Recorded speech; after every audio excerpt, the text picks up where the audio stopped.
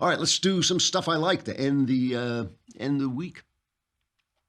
This is the time when, if you're in one of the show business guilds or unions, you start to get, at the end of last year, like in December, you start to get what they call screeners, which are free DVDs where you can watch a movie, the movies that you missed, and then you can vote for them in the awards. So I'm in the Writers Guild, so I can I get them for that. And so I've started watching some of them. So I just thought I'd report on a couple of them. I saw this picture, Lady Bird, finally, which just got such great reviews. It's by a woman named Greta Gerwig, who works with Noah Baumbach, who did The Squid and the Whale, which is a very, very powerful anti-divorce statement, in my opinion.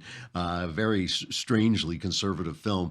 This also is a strangely conservative film, and it's pretty good. You know, my wife said to me, we watched it together, and my wife said she was surprised I watched it because it was girly, but I didn't find it girly because it's completely unsentimental. It is a story about a young girl. It's about a girl in Catholic school, and it is about, you know, it shows her as being kind of a pain in the neck and kind of annoying, but she has this really interesting relationship with her mom, who is living under great financial stress, you know, and is constantly picking on this girl because she has girl dreams. You know, she has dreams of being something more than she is. So here's a brief cut. Who plays it's Laurie Metcalf, who's a wonderful, wonderful actress, who plays the mom. And she has this argument at the very opening of the movie as they're driving in the car to go to school. I want to go where culture is, But like how New in the York, world did I raise such a or at least snob? Connecticut or New Hampshire, Well, where you writers couldn't live in the get woods. into those schools anyway. Mom, You can't even pass your driver's test. because you wouldn't let me practice The way enough. that you work, or the way that you don't work, you're not even worth state tuition, Christine. My name is Lady Bird. Well, actually, it's not, and it's ridiculous. Call me because your Lady name Bird is like you said Christine. you would. You should just go to City College. You know, with your work ethic, just go to City College and then to jail and then back to City College, and then maybe you'd learn to pull yourself up and not expect everybody to do everything. She just throws herself out of the car. It's the opening scene of the movie. It's quite entertaining and quite gripping. I didn't find it great. I don't think it's a great movie. I mean, I don't think they really make great movies nowadays. It's not big enough. It's just a tiny little film. I was touched though by it's kind of old-fashioned values. I mean, it sort of centers her in this Catholic world that you realize as the movie goes on is really the best thing about her life, and it's kind of symbolized by the fact that her name is Christine, is a female version of Christ, and she doesn't want to be called that. She wants to be called Lady Bird, and that battle is sort of part of the whole theme of the movie. Anyway, really worth watching, I would say, you know, on DVD. Another one I've watched so far is Molly's Game with Jessica Chastain. This is by Aaron Sorkin. Everybody knows Aaron Sorkin, right? He's the one writer in Hollywood that everybody knows. He's the guy who wrote The West Wing, created The West Wing. I'm probably one of the first people to become really aware of Aaron Sorkin because his what became his movie, A Few Good Men, was a Broadway play before it was a movie, and I saw it on Broadway. And I remember thinking, wow, this is a really talented, shallow guy. And that's what I remember thinking that as I watched the play. And I think he's still talented. I think he's less shallow. I think as he's grown older, he's become a little bit richer.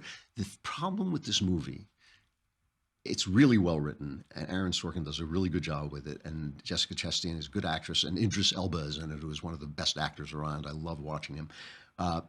It's 133 minutes long, and anybody who just looked at the description would say, "Yeah, bring this in at. I'll give you an hour and 45 minutes. You know, bring it in at an hour 45." Why they let him do this movie that just goes on and on and on, I have no idea. I mean, because it has a lot of good stuff in it, but it's just too long, but too long by 40 minutes. However, I do not know if Kevin Costner can win an Academy Award, but he turns in a small performance in this as Molly's father. It's about a girl who wants to be an Olympic skier but gets terribly injured, never gets that wish, and ends up running a high-stakes poker game and gets arrested, you know, for breaking the law. And it's about her story as she goes forward. It's told backward and forward in time. And he plays her father, her hard-driving psychiatrist father, And he is so good in this movie. Kevin Costner can be kind of a lazy actor sometimes. Like he shows up and you get the feeling he doesn't, all right, I'll give a performance. But when he turns up, man, he is great. And he turns up in spades in this. And this is this wonderful scene where he shows up at the moment of crisis and he's a therapist and he offers to give her 3-minute therapy. I want to check your pulse.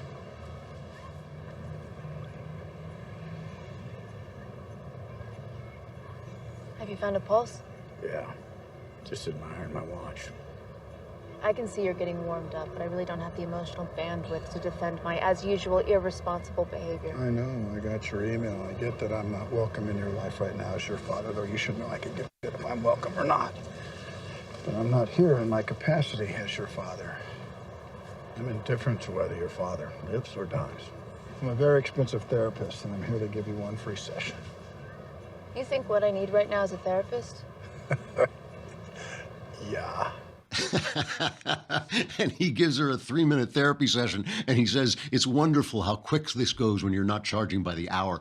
Anyway, it's, if you got more than 2 hours to spend, I wish I could just recommend it and say sit and enjoy it, but it's just too long, I mean, you don't get that 40 minutes back at the end of your life. So, it's got some great stuff in it, and Kevin Costner is just amazing.